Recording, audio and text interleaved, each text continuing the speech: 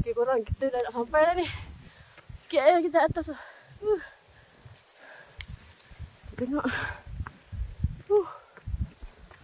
Cantik kan? Okay, tengok ke atas pula. Kami dah sampai.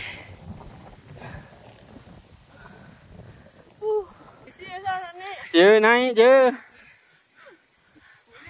Boleh. Ya.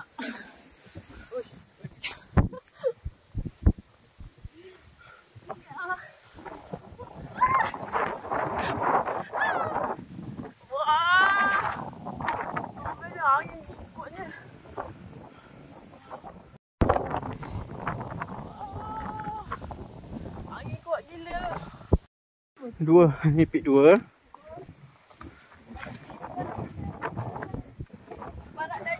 Angin kuat dah. Kita nak pergi ke pit 3.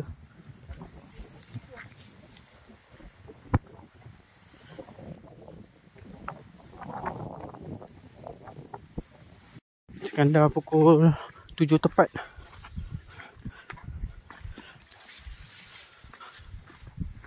Okey, macam biasa, diorang cakap kalau nak ke pit 3 ni, nampak batu ada tulis ada corak macam ni, tu maknanya kita betul. Lagi sikit. Lagi 100 meter kita akan sampai. Dah nampak batu besar kat sini. Cuba kat atas.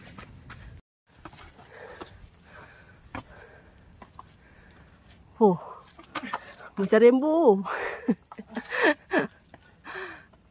Jerit sikit Tarzan. Cepayang. Okay. You can do it.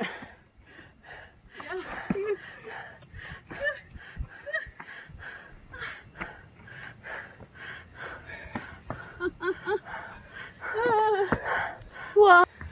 Daripada gelap tadi 1 jam 14 minit. apa dah serah. Sejam 14 minit. Okey. Dah baik.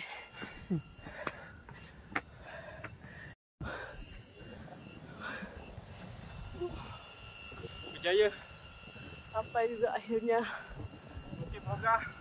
Bukit Brogah, April 2025.